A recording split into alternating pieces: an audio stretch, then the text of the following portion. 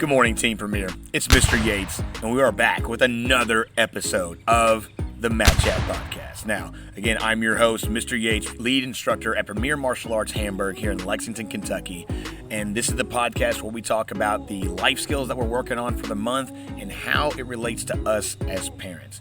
As you know from the previous episodes, as I told you before, I'm a parent of two children. My daughter turns 10 in a couple of months, and so is my son. He turns 8 in a couple of months. So they will be joining, as a matter of fact, our classes tonight. This is their very first night on the mats with Dad at the new location. It's going to be awesome. Mom is going to be joining as well. It's going to be great. The whole family's involved. So that is going to be leading into the self-discipline talk that we're talking about today. So again, we are at episode number 5.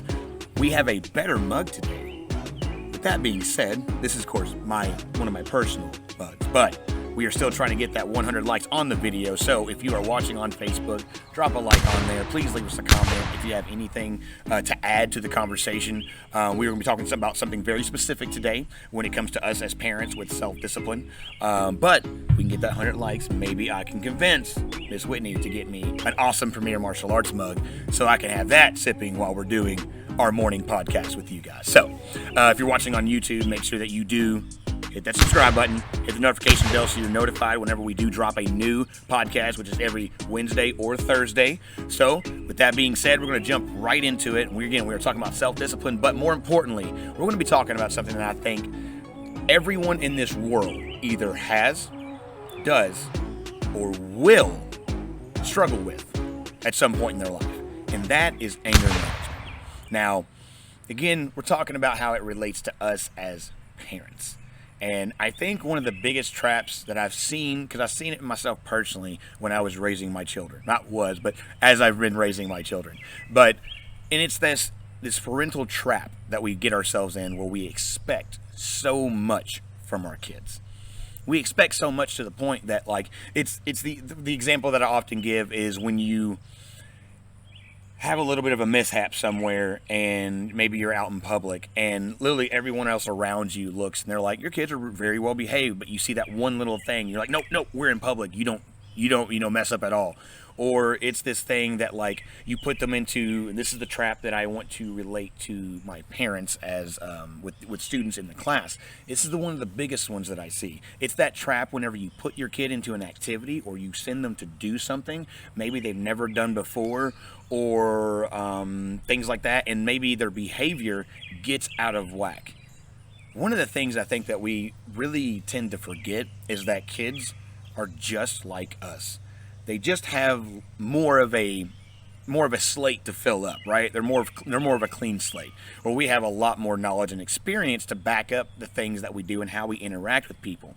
So when you really think back to what it was like to be a kid, you almost have to remember that maybe some kids didn't feel this, but I think really at the end of the day, every child has felt an enormous amount of anxiety. And think about whenever your first day of school, for the very first time you ever went to a public school, where you left home, left your parents, and went. I can remember that anxiety like it was yesterday. It was terrible, right? You hated going into that building, and maybe you saw a friend and that helped out and things like that, but that pure raw anxiety that they feel is going to lead to things kind of getting jumbled up in their head. So when they're in class or they've started a new activity, whether it be karate, whether it be baseball, football, basketball, gymnastics, whatever, when you throw them, even if they are the ones that really wanted to do it, when you put them into this situation where everything is brand new, super uncertain, and they themselves have no idea what to expect. Especially when you throw them onto a floor like Mr. Yates's, where it's very, very high energy and things like that, super, on point. And so when they get into those types of environments and it takes them out of their normal kind of comfortable place, there can be a lot of ramifications that come from that. Their behavior can get off. And so what I often see sometimes, and again, don't forget, all these conversations come from a personal experience. That's why anything I ever talk to you about, it's going to be from things that I have made mistakes on, and trying to help you guys not make the same mistakes that I do. I know I'm young, but with being a decade as a father, you do learn a lot. Especially I've honestly learned a lot more even for teaching my children with the students that I've taught over the years. So being around kids so much, I've seen a lot of things. And one of the things that I've seen is parents will come in and they will get very overly upset about their possibly child's behavior. Or one that's kind of sometimes more disturbing to me is their child's performance. So we all sometimes, now I won't say all, sometimes we have this inclination that, well, my kid can do anything, right? Not remembering that if it's their first time, they don't even know what to do. They don't know how to do it. And when it comes to something like, for example, we got to use the one that we, here at this channel and what it's all about, martial arts. And so especially if you put them into something so intricate and complex as martial arts, you got to give them time. And so that leads me to what we're really talking about today, is that anger management portion of when we're interacting with our kids. So often on the floor, what I will see is a constant need from a parent to verbally correct and or reprimand their child during a class. And that is a very, very dangerous thing to do. The reason being it's so dangerous is, one, we have two key aspects of what makes it really dangerous. One, the attention to the instructor itself, right? You guys have come here for a very specific reason. You wanted your kids to get into a program led by a professional, and so it kind of comes down to let the professional do their work, because one of the things that we're really good at is working with kids. And often one of the things that's overused by parents is they want to constantly correct their child verbally and loud, while the instructor maybe is on another side of the room working with a couple of other kids. I would, what's wrong with that is, and I understand what you're trying to do. I definitely understand you're trying to help your kid understand what they're doing, do it the correct way, and to make sure they're not messing up. But here's the thing. One of the things that martial arts is great for is developing their ability of critical thinking. I want the kids, especially in the beginning, to work it out themselves. I want them to figure this stuff out, because when they figure it out, that's how muscle memory works. And that's how you see that constant rotation. Don't worry, I'm going to get to your kid. You do not have to worry about that, okay? So and especially us, all of the professional instructors out there, the ones that are the greats, and any of the ones coming up, you don't have to worry. If they really are really invested in your child's success, you need not worry about your child's performance on the floor. They will get it in time.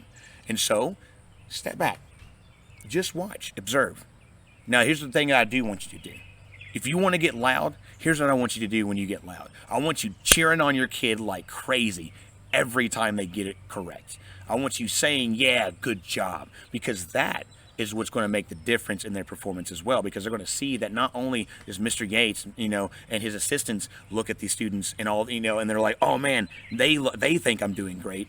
They get to look over there, and instead of going, correction, they get to look over and go, oh man, mom and dad think I'm doing awesome. Keep going harder. What can happen sometimes is when you feel the need to correct on the floor and kind of take over that instructor role, when the instructor's not immediately by your child, what can happen is it really, more often than not, plummets their confidence. Because instead of hearing, hey, this is what you're doing, fix this right here. This is what you're doing awesome on. Tweak. Awesome. High five. Good job. What they're hearing is, you're not doing this right. You're not doing this right. Fix it. Do this, do that. And all of a sudden, all they're hearing is negative, right? And so it takes their confidence and dwindles it. If you let them sit there and do the wrong moves and wait for the instructor to get back around and help and make those little corrections over time, you will see that is what they need, because they're going to work it out. They're going to get over, and the instructor is going to let them know what they did incorrectly, let them know how awesome they've been doing otherwise, and then give them all the necessary tweaks to fix it. And then in that literal 5 to 10 second interaction, I promise you, we will fix something that makes what they're doing more correct. And again, all of my parents right now, you have to remember, we're dealing with yellow belts. Everyone's brand new. Just give them time. And that's really the big thing that I want to say there. Give them time. And if you give them time, sorry about that, we had a little bit of technical difficulty right there, but back on track. What I was saying was give them time to work it out. Really, just give them time. Sit back, just chill, cheer them on when they're doing great. And when we make those corrections and they're making those little tweaks, cheer them on. Now, however, what that's going to take is to get a little bit of anger management, because what happens, and the reason I'm bringing this particular example up is because what I see is a parent will just react, and the kid's not getting it. They get very frustrated and upset, and so it will turn from, oh, switch your feet, to come on, switch your feet, like get it, fix it. What are you doing? And that is where that confidence starts to plummet. So we have to avoid that. But what you can do instead, again, is sit back, cheer them on, and take notes, take mental notes in your head. If I saw a parent out with their phone and they were tapping, doing this, I would almost assume that they're taking notes on their phone. And I hope that they are, because if they are, take that home. Get the pads out, do some work with them, help them at home and get that extra practice. And that's how you can change that entire dynamic. Now, this also translates, though, outside the dojo when they're going home. One of the things that we're talking about with the kids when it comes to anger management really is not reacting immediately in the frustration in the moment, right? And so we got to first take it off the floor for sure when they're in class. Again, step back. 2, when you guys go home, we have to remember that our kids, once again, are blank slates, and we're constantly molding and growing them. I've been a huge victim before I won't even say victim. I've been a huge, what's the word that you're looking for? I've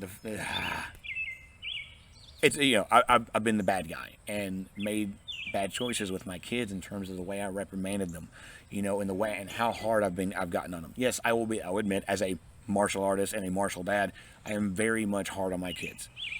But often I have before taken it to the extreme, just like anybody else. As it's hard, very, very hard, when you have children to expect so much and want so much, but we often lose focus on the fact that it's us that are teaching them everything that they know. Literally, if they're not learning it from you, they are learning it from somewhere. So when the things happen that you don't like, I heard a really good quote one time, and it said, don't allow your children to do the things that make you unhappy with them. And I really, that puzzled me, because I was trying to figure out how to apply that. Like, how do you, because, when we are, even as adults, when you're told not to do something, what do you want to do? You want to do that thing. But I think that what's really lacking, and my wife reminds me of this so much, is the conversation. I think we often think too much that we can't have a conversation with our kids and talk to them like they're adults. And that's one of my biggest problems, is getting off the floor and then coming home and being that exact same dad on the floor as I am at home. So, because when you get home, that's like your environment. We know this is the structure, this is what we do, and they're kids, right? It's hard. But again, as a parent, it's very, very hard to find that dynamic. But what we have to remember is they really are just like us, but just a blank slate. They have dynamic personalities. They're extremely intelligent, often more intelligent than we are.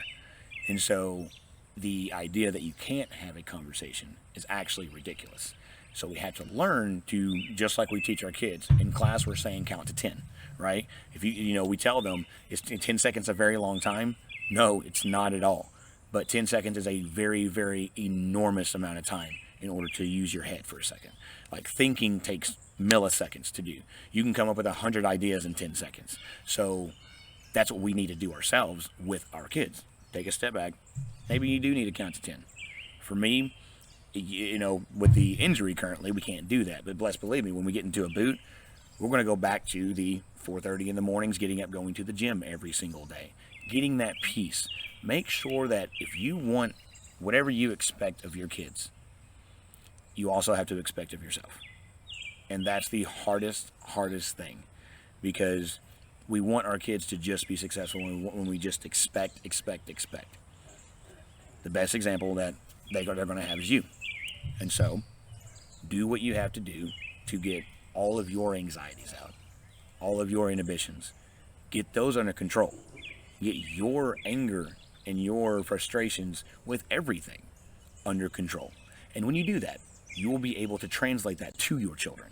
And you won't have to worry about behavior issues and things like that, because you'll know all it's going to take is a conversation at the end. Because your kids are going to, just like you, mess up all the time. And it's up to us to lead and guide them, not chastise and reprimand them all the time. Now, do you have instances where the pure reprimand is what has to happen? Yes, there's always those extreme cases, but often I think we use that reprimand too much versus having the simple conversation. So that's what I really want you guys to take away from this. On the floor, be the parent that sits back. Pretend you're looking through a viewing window, right? You're behind a plexiglass shield that's soundproof. And so, watch, observe, learn yourself, everything, because you can hear everything on the other side. But remember, your students need to be focused on the instructor. Now, when you go home, take the very same lessons that we are talking about, because that is exactly what I am trying to do myself. Take the lessons that I am teaching my students and bring them home as dad to my children every single day. Now, I will tell you, I very much think that getting my children into the program, because they've been excited about it for a long time. We've worked before together and whatnot, but ever since we opened this school, they've been very excited to get in there with dad. And that's really exciting for me. So my wife is getting in there as well. And one of the things that I've found as an instructor over the years is the kids that last the longest in the programs are when the family gets involved in the program. I have a parent that just took an intro with me the other night, on Tuesday, actually a Tuesday night, and it was awesome because I think she was already ready to join in anyways, but after the intro, she was extra ready to join. She's like, no, I'm ready to do this now. I feel what you're talking about. Let's get this going. And that's going to be a huge dynamic for her son, who's just a little champ right now. That mom is going to get into the adult program. Then he gets to come out and take class, and she gets to come out and take class. They get to go home and work together and things like that, and it's a bonding experience. Just like if you were in baseball, basketball, or football, become an assistant coach. Chauffeur kids around back and forth to the games and the practices. Get involved directly in what your kids are doing, and you'll actually learn a whole lot more than I would ever have to teach you to try to take home.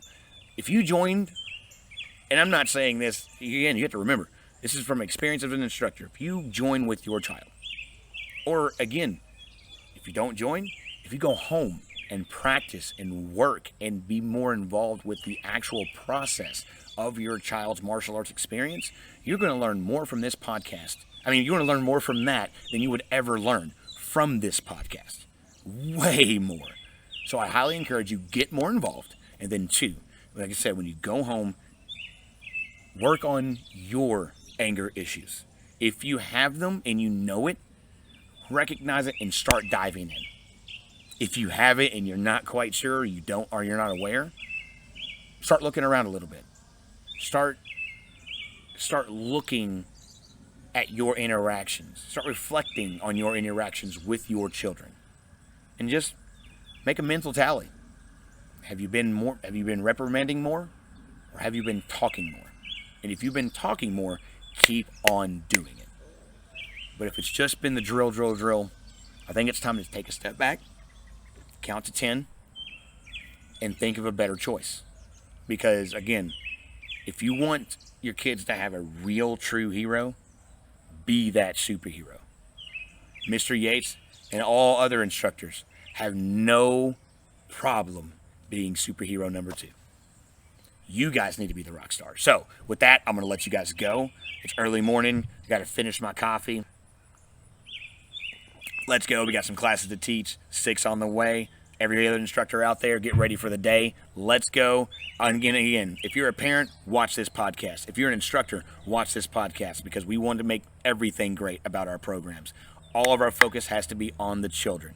I'm about to get on another rant, so we're going to save that for the next podcast. So, we love it. We love you guys. Stay coming to class. Stay consistent. Take the consistency home with you. And make sure if you're on Facebook, drop a like on there. We need a Premier Martial Arts mug. And if you're on YouTube, make sure hit the notification bell, like, share, subscribe. We will catch you guys in the next one.